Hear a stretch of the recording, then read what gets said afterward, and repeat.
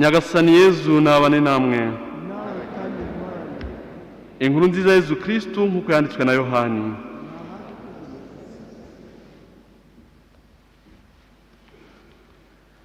Muri icyo gihe Yezu agiye kuva kuri iyi si ngo asange se, abwira abigishwa bati: ndi umuzabibu w'ukuri, naho data akaba umuhinzi.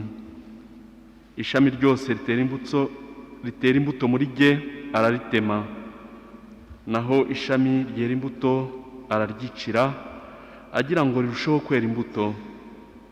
Mwe murakeye kubera ijambo nababwiye.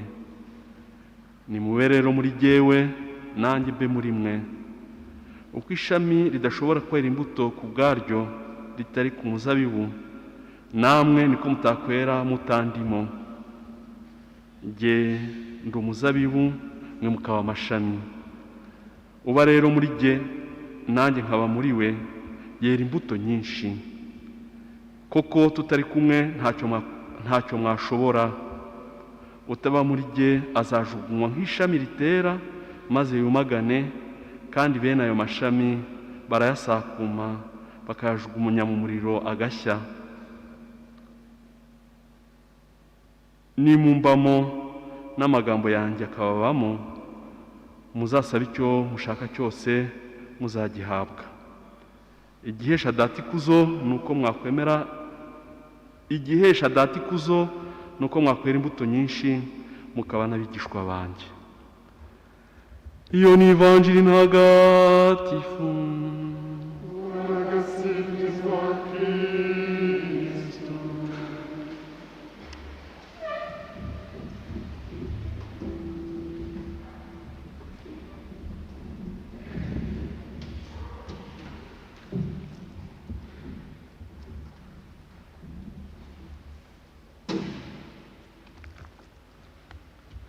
Bakristo bavandimwe, dusange ukwemera Yezu Kristo akuzwe. Yezu Kristo akuzwe.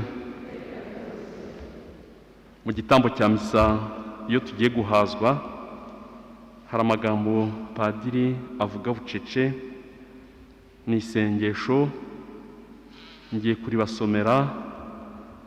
Abafite memwari imeze neza barifate kugira ngo nabo rizajye ribafasha, kuko hakubiyemo inyigisho y'uyu munsi n'ubutumwa bw'uyu munsi bw'iki cyumweru cya gatanu cy'ibyishimo bya Pasika.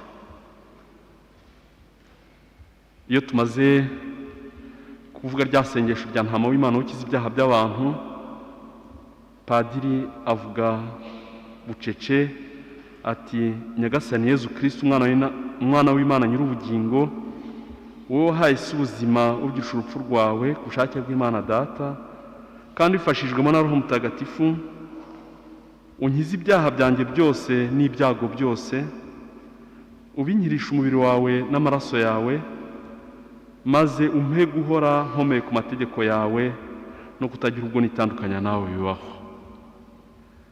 Si isengesho ryiza? Musubize neza mutazamura umutwe gusa. Si isengesho ryiza?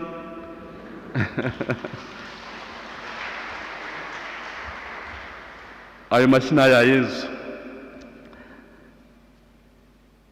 Ngiye uko mbyumva, numva nkuko nababwiye abatoya abana rifata.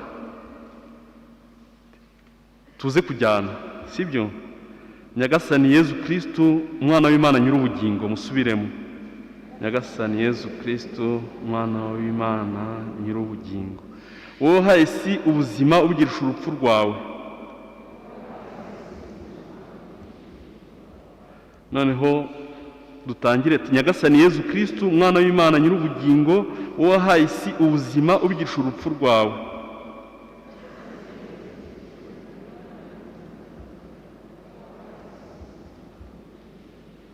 Biri kuza rwose. Ku bushake bw'Imana Data, kandi wifashijwemo na Roho Mutagatifu, unkize ibyaha byanjye byose n'ibyago byose, ubinkirisha umubiri wawe n'amaraso yawe, maze umpe guhora nkomeye ku mategeko yawe no kutagira ubwo nitandukanya nawe bibaho. Tujyane igice turageza ku murongo wa 4. Ngiye gusoma noneho namwe muze tujyane. Nyagasani Yezu Kristo umwana w'Imana nyir'ubugingo wahaye isi ubuzima ubugira urupfu rwawe ku bushake bw'Imana Data kandi wifashijwemo na Roho Mutagatifu. Sibyo? Tugende. Nyagasani Yezu Kristo umwana w'Imana nyir'ubugingo wahaye isi ubuzima ubugisha urupfu rwawe ku bushake bw'Imana Data kandi wifashijwemo na Roho Mutagatifu, unkize ibyaha byanjye byose n'ibyago byose, ubinkirisha umubiri wawe n'amaraso yawe, maze umpe guhora nkomeye ku mategeko yawe no kutagira ubwo nitandukanya nawe bibaho. Sibyo? Unkize ibyaha byanjye byose n'ibyago byose, ubinkirishe umubiri wawe n'amaraso yawe, maze umpe guhora nkomeye ku mategeko yawe no kutagira ubwo nitandukanya nawe bibaho. Ntabwo twabifashe neza biragaragara, ariko mu gitabo cy'umukristo mwarisangamo mu gice cya misa. Iri sengesho rwose ndabasaba ndetse mbategeke isengesho rizabafasha, kandi rikubiyemo ubutumwa bw'uyu munsi n'ubutumwa bw'abakristo. Mwumvise mu ivanjiri tumaze kumva ya Yezu Kristo nk'uko yanditswe na Yohani, atwibutsa ko Yezu Kristo ari umuzabibu, ise akaba umuhinzi, ko ishami twe tukaba amashami. Noneho ishami ryivanye ku giti nta kindi riba rishaka usibye kuma, nta kundi bigenda. Njya nkunda kugereranya n'ifi yakwivana mu mazi. Ubonye ifi yivana mu cyuzi cyangwa se mu kiyaga igenda yihuta ijya imusozi, buri wese ubibona avuga ati iriya fi ntabwo ifite isaha imbere yayo, nta kindi igiye mu rupfu. Natwe rero kenshi twitandukanya na Kristo. Muri gutandukanya na Kristo nta handi tuba tugiye mu rupfu. Icyaha kidutandukanya na Kristo, ingeso mbi zidutandukanya na Kristo, ibitekerezo bibi bidutandukanya na Kristo. Nabyo ngiye kuvugaho cyane. Muri ibihe bigoranye by'icyorezo cya Covid, duhura n'abakristo bacu. Hari abakristo rwose bakomeye kuri Yezu, bakomeye kuri Kiliziya, turabashimira pe. Ariko duhura n'abandi umuntu yakwita ko ari abanebwe, baryohewe na misa yo kuri radio no kuri televiziyo. Iriya misa yo kuri radio na televiziyo ni nziza, ariko ni amabura kindi, kuko nabo barakubwira ati misa yo kuri radio no kuri televiziyo ni nziza cyane, atariko nuko tudahazwa. Wakabimenye ko misa yo kuri televiziyo ntabwo uhazwa, ntabwo uhura na Yezu nyabyo, uhura nawe by'igice. Ahubwo ku muntu ufite ubushobozi ni ukuvuga ko uba ushatse no kwitandukanya nawe. Ahubwo mwavuga ngo ubu Kiliziya ntabwo batwemera ko yuzura, ariko nka misa ya nimugoroba muze kugaruka murebe. Misa ya nimugoroba biriya bice byose biraba ari vide. Kuwa kane dufite misa kuwa kane. Misa yo kuwa kane aha hose nge nari nzi ko rwose nta muntu wakwitesha misa, wakwitesha guhura na Yezu, n'ukuntu twamaze umwaka wose tubabaye, twarabuze ifunguro, twarabuze ubuzima, twarabuze Yezu, twarabuze amasakaramentu. Sinzi ko hari uwatinyuka afite umwanya atarwaye kugira ngo Kiliziya ntiyuzure pe. Kiliziya ntabwo tuvuga ngo yuzure kuko ntabwo ari ryo tegeko, ariko imyanya kugira ngo ibure abayicaramo rwose birababaje cyane. Abo rero bisa nkaho hari ubunebwe no kutamenya, kuko iyo tuje mu misa tuba dutumiwe, twese turatumirwa. dutumiwe na Yezu Kristo, dutumiwe na Roho Mutagatifu, dutumiwe n'Ubutatu Butagatifu. Noneho tugahurira aha mu kiliziya, tugasangira ijambo ry'Imana ridutunga, riduha ubuzima, riduha ubugingo. Noneho tugasangira n'umubiri n'amaraso bya Yezu Kristo, tukanywana nawe.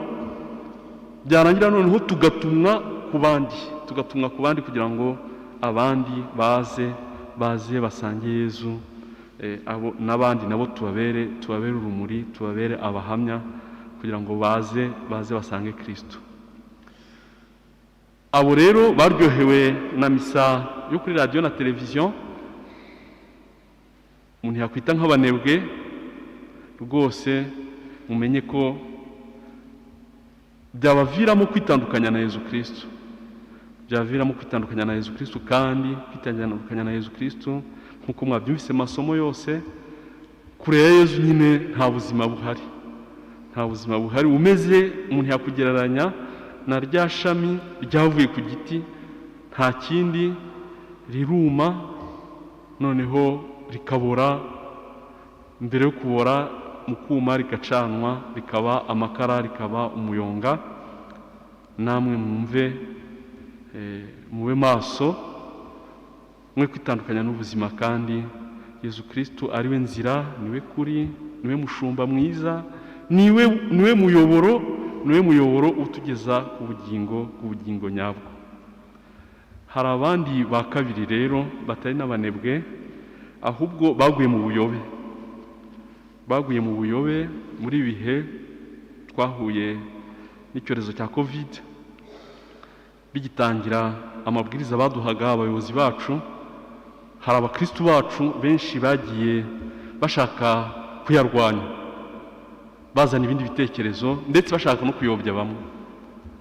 Mwese murabibuka, murabizi, muzi abantu batashaka guhazwa ngo badahagijwe ku rurimi, murabazi, turabazi twebwe. Bitwaza ko ngo ku kiganza ngo hari umwanda. Ntabwo ari umwanda, ntabwo ururimi ari rwo rufite isuku kurusha ikiganza. Ndetse niyo bapima Covid bayipima hehe? Mu mazuru no mu kanwa, niho za mikorobe zihisha, niho za virusi zihisha. Guhazwa rero ni ubuntu bw'Imana, ni impuhwe z'Imana. Yezu Kristo wemeye ko tumukoraho, kandi twe twanduye, we mwami w'ikuzo wemeye kwicisha bugufi, akaza kwibanira natwe, akaza mu mwanda wacu kugira ngo twe adushyire mu ikuzo rya Se. N'impuhwe rero, ntabwo rwose ikiganza aricyo gifite isuku kurusha ururimi. Ururimi rwacu ruracumura, ururimi rwacu rwigamba byinshi, rurabeshya, ruriyemera, rushuka abandi, rubajyana mu buyobe. Rwose ururimi rwacu ntabwo ari rwo rufite isuku kurusha ibindi bice by'umubiri wacu. Guhazwa rero ntabwo ari ikibazo cy'isuku materiel, oya, ni impuhwe z'Imana. Kristo watwikundiye akemera kudupfira, akemera kutwigurana, akemera ko tunywana nawe kandi tubana nawe, duhuza ubumwe nawe kandi turi abanyantege nke. Hari abantu bakubwira ngo agapfukamunwa, ati biriya byose, ati biriya bemeye kwambara agapfukamunwa, ati ntabwo Yezu yakorera mu gapfukamunwa. Ibyo rwose ntaho bihuriye. Pawulo intumwa yagiye i Roma aboshye, afite amapingu, avuga ngo njyewe ndaboshye, ariko ijambo ry'Imana ntabwo ryo riboshye, ntibishoboka. Ntabwo ijambo ry'Imana ryabohwa n'amapingu, ntabwo ryabohwa n'agapfukamunwa, ntabwo ryabohwa n'ubuyobe bwawe. Rwose murabe maso bavandimwe, ntimwitandukanye na Kristo, kuko nta wundi muyoboro wundi utugeza ku Mana usibye Yezu Kristo. Kandi Yezu Kristo yadutumiye aha muri kiliziya niho duhurira nawe, tugasangira ijambo rye, ntabwo duhurira kwa kanaka cyangwa se kwa nyira runaka. Hari umukristo uherutse kumbwira ko natwe muri kiliziya dusigaye dufite ibyumba. Mbere wumvaga ibyumba ukumva ari iby'abarokore, none natwe ngo dusigaye abakristo gatolika bavuga ishapure, bavuga rozari, ariko bafite ibyumba. Ibyo byumva numva ko ubundi Kristo yaduhamagaye aduhamagara kugira ngo atwohereze. Kiliziya ibazanye muza mugira kugira ngo mugende mujye kwigisha, nta ubahamagara ngo muze muba abayoboke ba padiri mukuru cyangwa se b'umuntu runaka hano. Muza mutumiwe na Kristo, tugasangira ijambo ry'Imana, tugasangira umubiri wa Kristo n'amaraso ya Kristo, noneho mukagenda mugiye gutangaza Yezu Kristo. Mujya gutangaza Yezu Kristo. Ntawe ushaka kwikururira abayoboke, ntawe ntawavuga ngo ni umuyoboke wa padiri mukuru cyangwa se wa masere runaka. Oya, twese turi aba Yezu.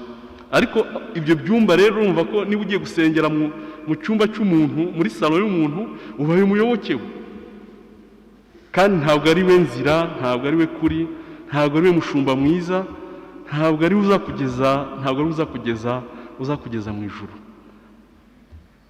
Hari imvugo kera muri Kongo bavugaga iby'amashyaka, ariko ngiye kwikoresha, bavuga ngo oringa te. Hari ibindi bashyiragaho, wanze ukunze, nta yindi nzira ni Yezu Kristo. Kandi Yezu Kristo aho tumusanga naha muri kiliziya mwatumiwe. Ntabwo mwatumiwe kugira ngo mube abayoboke bacu, oya, mwatumiwe kugira ngo mube abayoboke ba Yezu Kristo.